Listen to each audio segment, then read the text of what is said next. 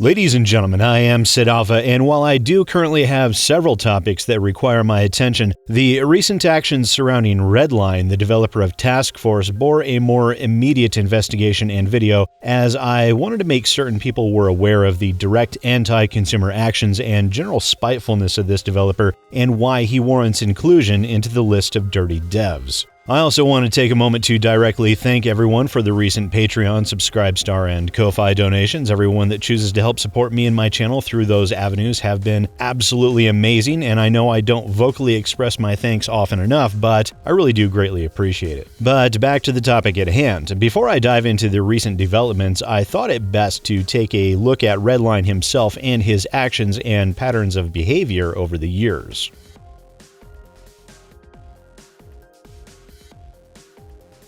Redline is an individual that has been in the modding scene for a great many years, first rising to public awareness with his Counter-Strike Global Offensive mod, SOCOM Source, that as far as I can tell came into being back in 2013. However, people talking about the SOCOM Source mod date as far back as 2011, although at that time, the talks from Redline, as shown in this archive post that was originally created in May of that year by Redline, shows that originally his intent was to, at minimum, purchase a license to use the SOCOM name for the game that he was attempting to create. Now, in that post, he also stated that he had borrowed elements of the game, which lend a certain amount of credence to the following statement made by BigfryTV in a recent video.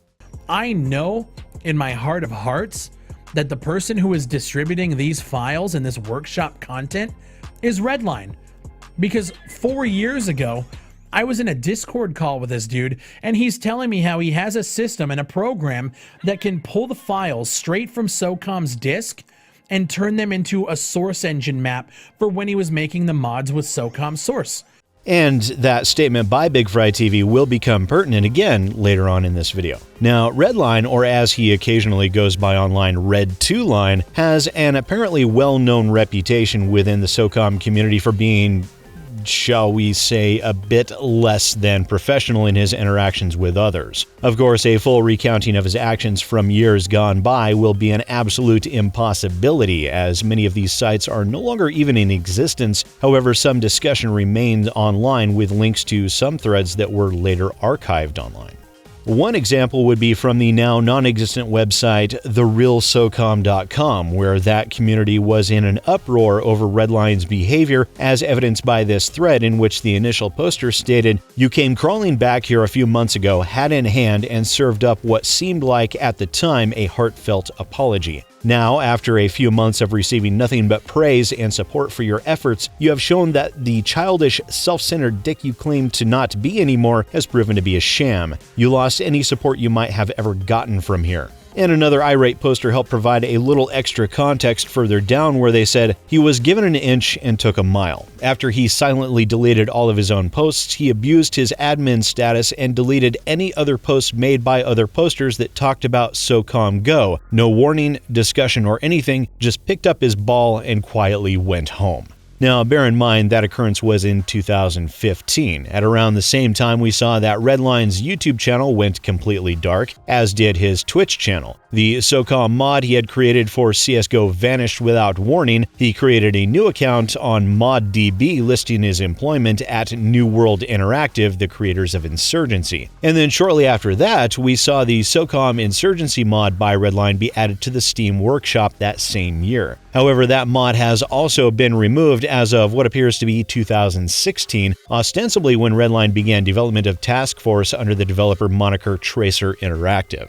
While documentation of Redline's actions and behaviors have mostly fallen prey to the ravages of time, it would seem that those that have been within the SOCOM community for all these years are well accustomed to Redline's childish attitude. From the forum SaveSOCOM.com, one user stated, "As far as Redline shutting down anything, it's not surprising in the least. He has a long and documented history of meltdowns and petty stunts like that. He was considered by far the most infantile and mentally unstable member of the SOCOM community community for years. And while I myself cannot attest to the statements that it has been well documented, I can agree that it does seem from the numerous forums that I've visited in an effort to garner additional information that the public perception of Redline and his behavior is universal. Another person claimed, "I mean, let's be real here, anyone who is surprised by this hasn't been paying attention. Dude doesn't take criticism well at all and has meltdowns on a regular basis." And to make things even more difficult, it would seem that Redline is a strong proponent of locking himself away from any prying eyes. Redline's Steam profile set to private, his SOCOM source account set to private, what is believed to be his Twitter profile protected, his new SOCOM remastered account that is used for the SOCOM mod in Task Force set to private. Now, bear in mind, all this segment is realistically for is simply to lay the groundwork and provide some context as to the history and public behavior of Redline and the results of his online interactions over the course of the past 7 to 9 years.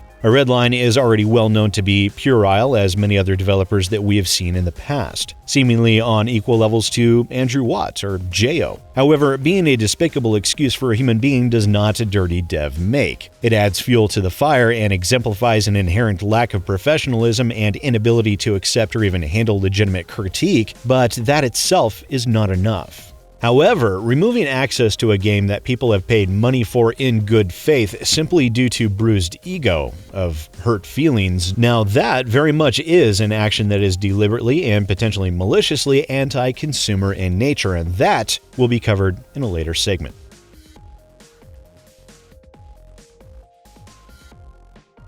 Now, while I know that many people rarely, if ever, read the terms of service for a game, as the majority of them are basically boilerplate carbon copies of generic end-user license agreements used elsewhere, there are some inherently deplorable segments of Task Force's terms of use that people should be made aware of. The first segment I want to discuss is in Section 2, Ownership and Limited License, Section C. Any user of the service in violation of the law, these terms of service or these license limitations is strictly prohibited and may result in the immediate revocation of your limited license at Tracer Interactive's sole judgment or may subject you to liability for violations of law. You acknowledge that you will not directly or indirectly, and the pertinent part here is Part 5, which reads, attempt to harass, threaten, bully, embarrass, abuse, or harm or advocate or incite harassment, abuse, or harm of another person, group, Tracer Interactive itself, or Tracer Interactive affiliates. Now, laying aside the simple fact that the definition of harassment and also of harm are highly subjective in nature, the portion that really caught my eye was the word embarrass. If one embarrasses the developer, then one will lose access to the game. And yes, this is yet another exceptionally broad terminology to use, but in essence, if one says anything at all negative or non-complimentary regarding the game, the developers, or their actions, then one will find themselves banned. This also means that any form of critique, any review on the game must be 100% positive, or the reviewer or critic will find themselves banned as a result. This is a clause that directly allows Redline and his team to ban anyone and everyone that might hurt Redline's feelings. It is a built-in clause designed to punish anyone that is unwilling to utter the utmost praise on the game and its developers, and I know that is its intended use because this was the clause cited in regards to a game ban that we'll get to in a later segment. However, the majority of these terms of service are rendered moot by the following clause under Section 7, Service Availability and Termination, which reads, Tracer Interactive has absolute and sole discretion to immediately terminate or restrict access to the services or any portion of the service, including any and all accounts at any time, for any reason, without notice and without liability to you. This clause in essence provides Redline and his team the ability to terminate your account at any time and for any reason as stated, meaning that if they just don't like the look of you, if they hate your face, they don't like the sound of your voice, or if, say, a critic says something that hurts their feelings, they can nuke that account from orbit with no reason given. And it is these terms of use clauses and the actions that have been taken whilst using the first clause, at the very least, as a weapon to punish dissenters is both anti-consumer and anti-critic in the extreme. It is Redline saying, bow before me, kiss my ring, don't ever say anything I don't like, or else. And that is something I fundamentally disagree with in this regard. Many, if not most of the recent bans that have been happening with this game have been leveraged against both players and content creators that have spent legitimate money in good faith to be able to access and play the game. And speaking of, there have been a great many over the past few days.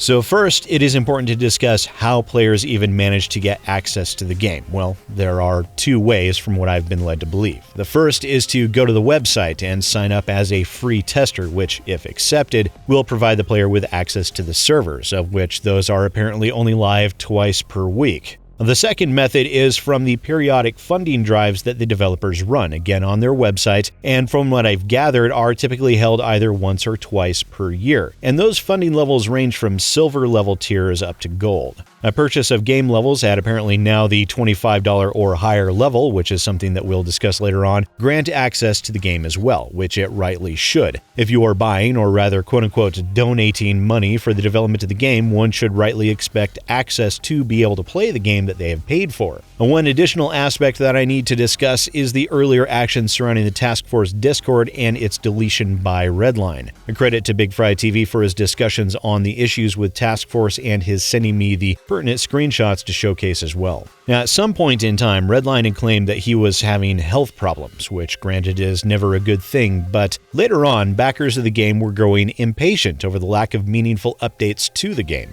BigfryTV posted the snip in the Task Force Discord in order to remind people that it is unreasonable to expect normal levels of progress from a developer that is having health issues. A rather reasoned and reasonable response. However, Redline took this as a slight, and in typical Redline fashion, he took his ball and went home, deleting the entire Discord and shutting down a primary avenue for people to be able to communicate and keep updated with current news and announcements. Sometime later, one of the community managers DM'd BigfryTV seeking for him to ask a snide question to a developer of another game, to which BigfryTV responded with, "I'll ask him that if you ask Red why he has such a problem with me." The community manager responded that BigfryTV should already know the reason. BigfryTV responded back with, "I actually don't. Last I was told it was because I posted that screenshot of what he said in Riot's chat about his health issues. All I was doing was trying to quell the herd of pitchforks, not put him on blast." But he didn't even reach out, just nuked the Discord. I guess he spoke to Riot about it and said he had an issue with what I did, but he posted it publicly in a chat, and when people were getting at him for no progress, I figured it would have actually helped calm them down if they knew what was going on, but I guess he took it differently. And in this, BigfryTV would be absolutely correct. Many people are more than willing to show grace and understanding, particularly when someone is having health issues, whether it be for either compassion or motivated self-interest. The end result would be the same. The compassion would cause people to be understanding and accepting that if there are health matters that are causing difficulties, then they can accept that it is more important to see to one's own health. And those motivated with self-interest would also be willing to be more patient, as waiting for the developer to regain their health will result in a better end product and one that actually will be completed, versus if the developer were to push themselves to the point of self-destruction. In response to this, the Task Force community manager literally told BigfryTV he should be humble and fall on his own sword, stating, "I get that. My suggestion would be humbleness. Regardless of intentions, it was probably something you shouldn't have involved yourself with. Best bet in the plainest terms, fall on the sword. Better to express, hey man, I was wrong, period. Regardless of my intentions, it was wrong to do that. Just saying, for some people, certain lines shouldn't be crossed regardless of what their own actions have been. I guess what I'm saying is, do you want to be media or friend?" And this reminds me of an example that I have provided in the past, and it is a mindset that is disturbing to say the least. Now, I'm reminded of a person that ignores context, ignores intent, and claims how they took it and how they felt is the only thing that matters. Like an ex-girlfriend that claimed my forgetting to buy her something at the store was deliberate. No, it wasn't at all deliberate, I just forgot. To which she would respond, "Well, that's how I took it, so that's how it is." Which is, of course, a disturbed and exceptionally selfish, not to mention delusional methodology of viewing the world. And to claim that it would be better to fall on one's own sword just simply to appease another's hurt feelings even though you were not in the wrong is insanity. BigfryTV responded with, "I mean, I couldn't have fallen on a sword. He never reached out. I would much rather stay media, but that doesn't mean we can't be cordial. It doesn't have to be black and white. I just never got the chance to explain what my intentions were before the nuke came." And the rest of it you can see on the screen for yourselves. The community manager is definitely of the opinion that it would be far more beneficial for a content creator to be their friend as opposed to being considered to be media. Which, of course, if you were our friend, then obviously you wouldn't want to do anything to hurt us or hurt the game, right? Because a friend would never do such a thing. Oh, you want to be considered to be media and not have things be black and white? Well then, best not do anything to rock the boat, which again means do not ever do anything that could be interpreted as damaging the team or say anything negative about the game. Because one wouldn't want to mess with that gray area now, would they? And this is the mentality and impression that I have gotten from the team for Task Force, as well as Redline himself as far back as I can tell. However, while I'm quite certain that incident stuck in the back of Redline's memory, it was not the final catalyst that saw these bans coming through. No, for that, we have to circle back to the SOCOM mod made by Redline.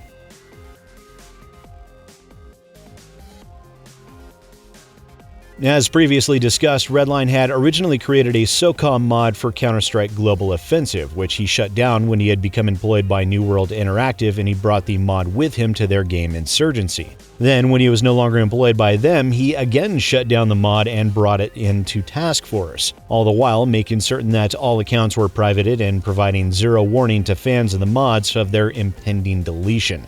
The now SOCOM remastered quote-unquote mod is what appears to be a direct rip of the original PlayStation 2 game, as can be seen in this comparison, where it is literally a one-to-one match of all aspects. Now, this content is within Task Force, but in order to gain access, one must apparently friend the SOCOM remastered account, and then wait for them to accept you, and then provide you with an access key, which it is believed with a high level of certainty that this is Redline himself, and I'll go ahead and play that clip for you once more. I know in my heart of hearts that the person who is distributing these files and this workshop content is Redline. Because 4 years ago, I was in a Discord call with this dude, and he's telling me how he has a system and a program that can pull the files straight from SOCOM's disk and turn them into a source engine map for when he was making the mods with SOCOM Source. Now, seeing AmericanRiot, another Twitch streamer, playing this SOCOM content on Task Force, BigfryTV and Abel Green, links to all three of these channels will be in the description down below. Abel Green and BigfryTV noticed when they launched Task Force, none of the public servers were accessible, and this SOCOM mod was the only server at that time that appeared to be active. They sought to gain access to the SOCOM server and found out that they were unable to do so without going through that back alley process. Now, Abel Green took to Twitter in order to engage one of the community managers, and after receiving a somewhat dismissive response and claimed that the SOCOM content was not owned or run by Task Force, proceeded to do his best to ignore Abel Green and instead continued on in a rather puerile manner of taking jabs at others. Now, this was, of course, followed up by Abel Green being blocked and banned by Task Force and having his game key removed. Following after that, Task Force sent Abel Green the following email. Hello, Abel. We've noticed some recent tweets directed at us and our community manager regarding your access to our game and you being a quote-unquote loyal supporter of ours. However, when reviewing our records, you have only donated $20 on July 22, 2017. There are no other records of any other donations from any other accounts associated with your Steam ID. Since you did not donate during our funding campaign in 2018 or 2019, you do not meet the $25 minimum to be a bronze backer. Therefore, we would like to clarify that you are not a backer of the game, but instead a free tester. Moreover, as stated on our forums earlier this week, we are revoking access to free testers as we do not have the server capacity to support them at this time. Per statements made by Abel Green, Redline and Abel discussed this in 2017, and Redline had no issue with backing at the $20 level and was only all too keen to see Abel promote the game on his live streams. It stands to reason then that the only reason Redline would have an issue with Abel Green's funding level now is due to the very simple fact that Abel was not blindly showering praise at Redline's feet. Now, treating any player, streamer or no, in such a manner as to label them as a free tester when money had been paid in good faith is despicable. This email strikes me as little more than moving the goalpost in an effort at a faux legitimacy in order to provide a thin veil behind the deliberate removal of Abel Green over hurt feelings. But all in all, this is a fairly minor example and is by no means the most egregious actions taken by Redline and his team.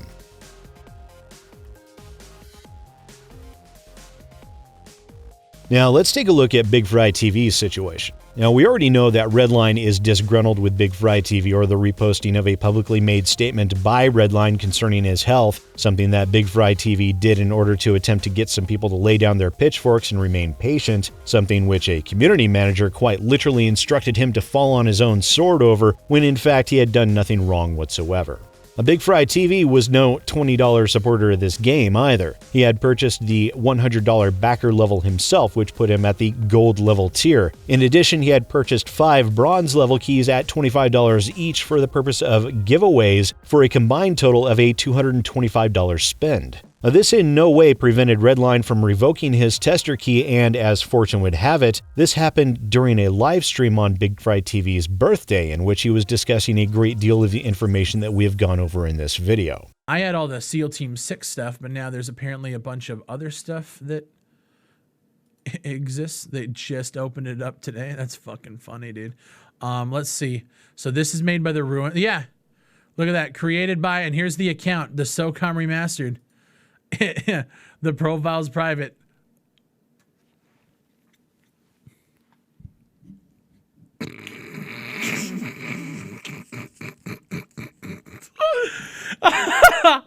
All right.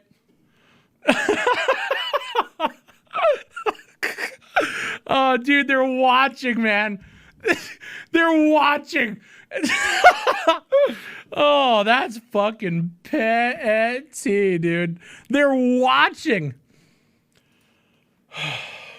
I got you guys.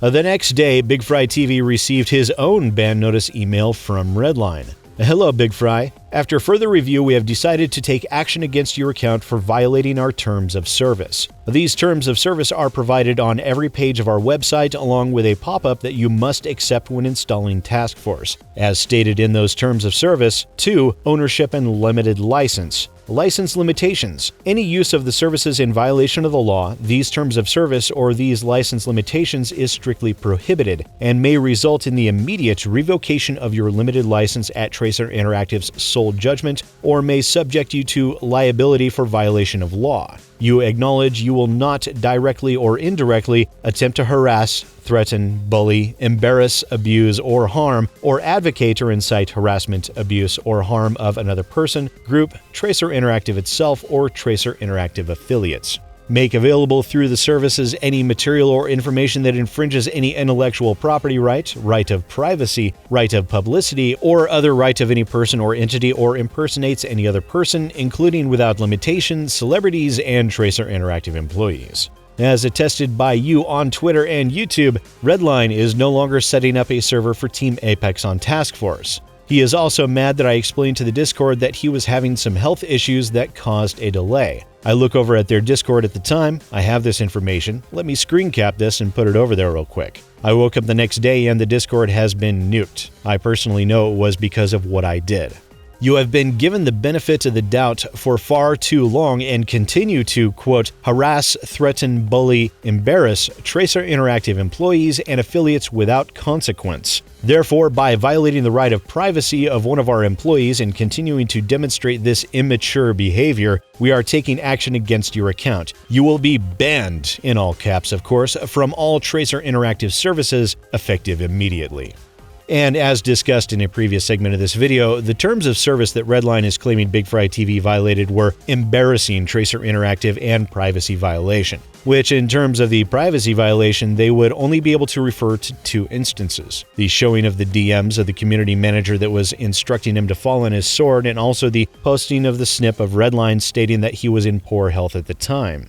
Now, bear in mind that the post that Redline himself had made about his health was made in a public venue, meaning that there was no privacy concern there, and the intent BigFry had was to quell outrage that was being directed at the developer at that time. And the DMs, well, there is no expectation of privacy when it comes to online communications. Redline didn't stop there though, no. A couple of days later, Redline decided to issue a game ban on BigfryTV's account, preventing him from accessing any servers within the game even once it launches onto Steam. Now, bear in mind that a game ban is different from a VAC ban, but not by much. It basically labels the user in question as a cheater. Per Steam, the game ban is a subsystem of the VAC ban, and it is, quote, "In order to ensure the best possible online multiplayer experience, Valve allows developers to implement their own systems that detect and permanently ban any disruptive players, such as those using cheats." And under the category, "Why was this introduced?"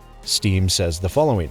Game bans were originally introduced to give third-party developers the ability to implement their own anti-cheat system to be used in concert with the Valve anti-cheat VAC system. CSGO also uses game bans in its Overwatch system. Game bans allow developers to utilize Valve's banning infrastructure rather than implement their own ban tracking systems. And in regards to the reason why Valve decided to make game bans such as these publicly visible, they state, "The second reason was to allow other users to see whether accounts they had suspected of cheating were in fact banned. It can be frustrating to play a game with a cheater, and it helps to know when such a user is removed from the matchmaking system." So, because BigfryTV was publicly critical of statements made and actions taken by Redline and his community managers, they have decided to remove access to the game that BigfryTV had invested over $200 of his own money into, and to also make certain that he was labeled as being, for all intents and purposes, a cheater within a video game on Steam, something that will undoubtedly cause issues with BigfryTV's ability to obtain review codes in the future and cause harm to his business.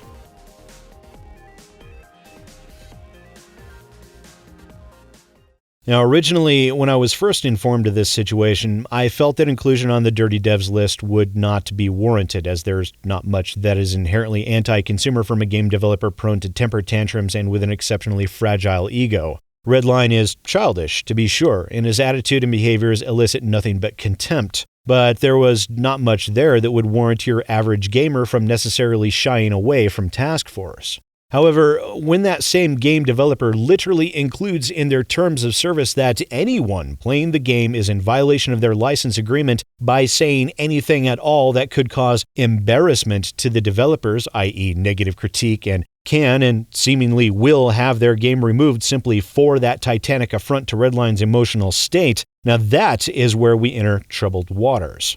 Couple that with the fact that the game developer issued a game ban, which is a system that is used for cheating within the game, over a content creator shedding light on some very bad behavior, and we have a recipe for abuse of that system by the game's developer. One who is already well known within the SOCOM community of having an exceptionally fragile emotional state, and one that is completely incapable of accepting any form of critique outside of glowing praise. And Redline's attitude could simply be dismissed back when he was a modder. After all, he was not selling anything, and by all reports, he is reasonably gifted at what he does. There's no expectation for a modder to behave in a respectable or professional manner. However, when you enter the realm of selling a game to people, you are no longer a modder. You are the owner and operator of a business that is selling a game to your customers. And when that happens, there are increased expectations. Yes, one can continue to be childish. Yes, one can continue to have an ego so fragile that a slight breeze could cause irreparable harm to one's emotional fortitude.